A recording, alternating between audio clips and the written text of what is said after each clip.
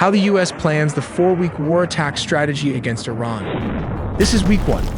The operation begins with US Navy destroyers firing Tomahawk cruise missiles from hundreds of miles out, designed to completely blind and crush the enemy's anti-air defenses. This is week 2. The objective shifts to destroying the entire Iranian naval fleet. But it's not that easy, as the Iranian Navy fought back, launching surface-to-air and anti-ship missiles at our fighter jets. Here comes week 3. With the skies contested but clearing, the US brings in the heavy hitters. B-2 stealth bombers drop in to eliminate high-value targets hidden deep in underground bunkers. While week 4, the campaign wraps up with a targeted sweep.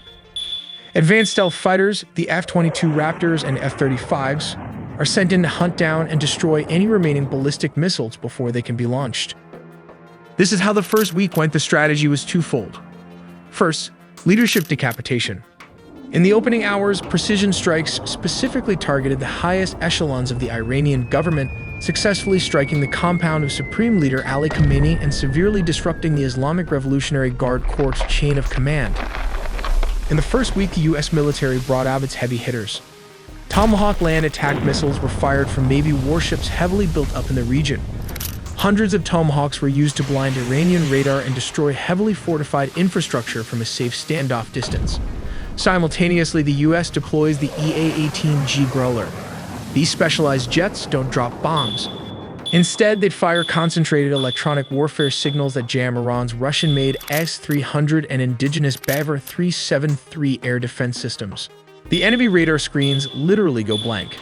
This paves the way for 5th-generation aircraft, including F-35 stealth jets and F-22 Raptors, were utilized to slip past early warning systems and clear the skies, paving the way for 4th-generation fighters like the F-15 E-Strike Eagles. After the anti-air defense system were destroyed by these aircrafts, the U.S. Central Command brought out the Cold War-era massive B-52 strategic bombers operating directly over Iranian airspace, dropping heavy payloads on military complexes and IRGC command centers. Over 1,700 to 2,000 Iranian targets were struck in the first week of the operations. This is the ultimate insult in modern warfare, taking your enemy's most infamous weapon and firing it right back at them. For years, the Iranian Shahed kamikaze drone wreaked havoc. But when the US captured one, they didn't just study it, it cloned it. Stripped down and upgraded with American tech, the US built a mass-produced, expendable swarm drone. In a devastating twist of irony, they launched these one-way attack drones straight back into Iranian airspace. This is week 2 is about taking away the enemy's ability to hit back. First up is the Jashin. When this Iranian fast attack craft approached a US surface action group, it fired a US-made Harpoon missile, a remnant from pre-revolution armed sails.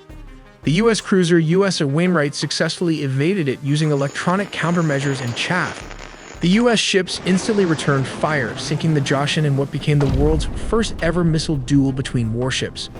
Then came the Sahand. This Iranian frigate sailed out to challenge the US fleet and fired at passing aircraft. The response was immediate.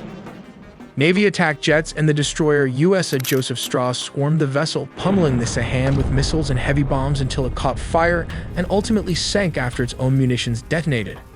Later that same afternoon, a third ship, the Sabalin, tried its luck. The frigate fired a surface-to-air missile at a US jet.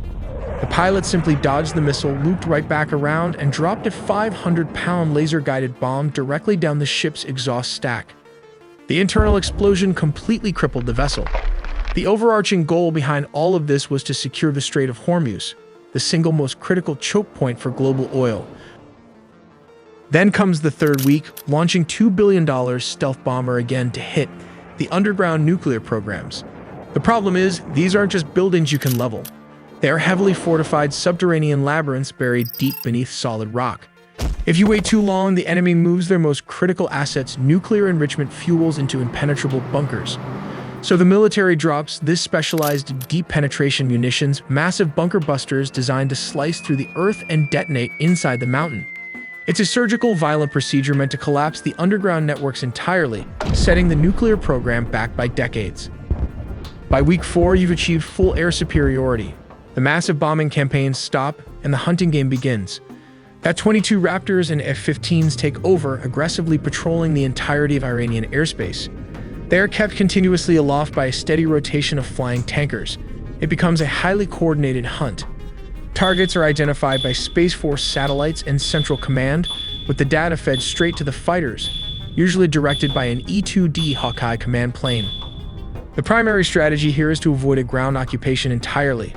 Instead, the U.S. controls the battle space from above, striking from the air the absolute second a target exposes itself.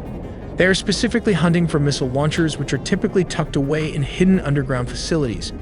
To keep the pressure on, MQ-9 Reaper drones patrol the skies 24/7. The moment the enemy rolls out a ballistic missile to attempt a launch, those Reapers are already waiting above, ready to wipe it out with Hellfire missiles.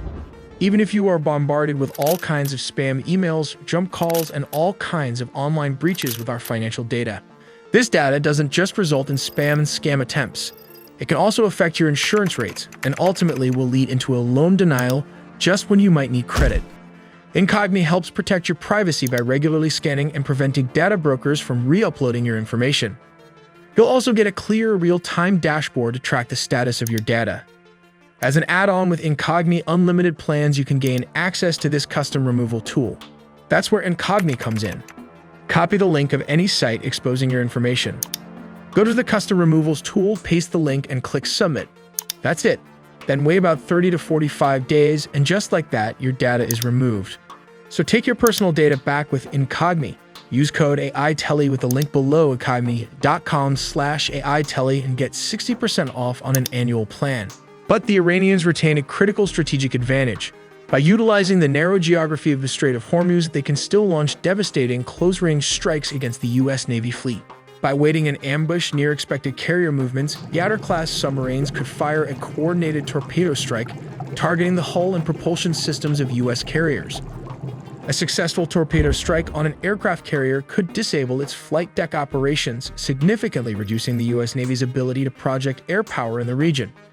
Additionally, these submarines could lay underwater mines in critical sea lanes, forcing U.S. warships into predetermined ambush zones where Iranian missile and drone attacks could follow up. But if the Iranian disable the Navy carrier, can the U.S. still fight back? The answer is yes. Focusing only on the slow-moving ships is a mistake.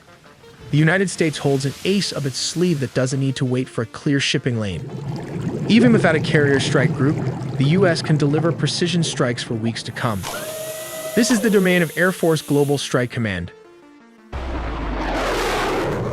They can deploy the Big Three strategic bombers anywhere in the world in just 24 hours.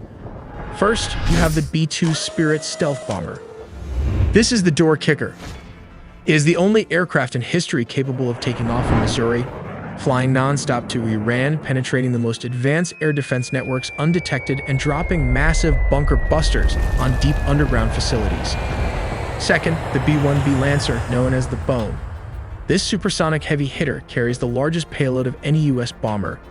It can dash in at high speed and low altitude to deliver massive barrages of cruise missiles or satellite-guided bombs to clear the path. And finally, the B-52 Stratofortress. It may look old, but do not underestimate it. It acts as a flying missile truck, capable of launching long-range cruise missiles from hundreds of miles away, well outside the reach of Iranian air defenses. Let's take a look at how this works.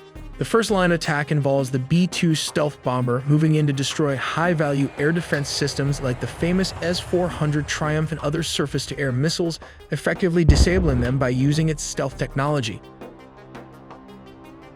Next, the B-1 Lancer flies at a very low altitude towards enemy targets to take out older anti-aircraft guns and missiles. This clears the way for conventional aircraft like the B-52 Stratofortress, which can then sweep in to destroy any critical infrastructure without facing anti-aircraft threats. This is the reason they need both the B-2 stealth bomber and conventional bombers, as there are only 19 units of the B-2 Spirit in service to date. Let's shift our focus back to the aircraft carriers. It begs the question, how can a single ship and its crew sustain such a grueling, relentless workload for 4 solid weeks? The reality is, they don't do it alone. To maintain that level of presence and power, you need 2 aircraft carriers. Instead, they will trade entire shifts. This is the doctrine of the battle rhythm. But why do you need this battle rhythm strategy for a carrier strike group?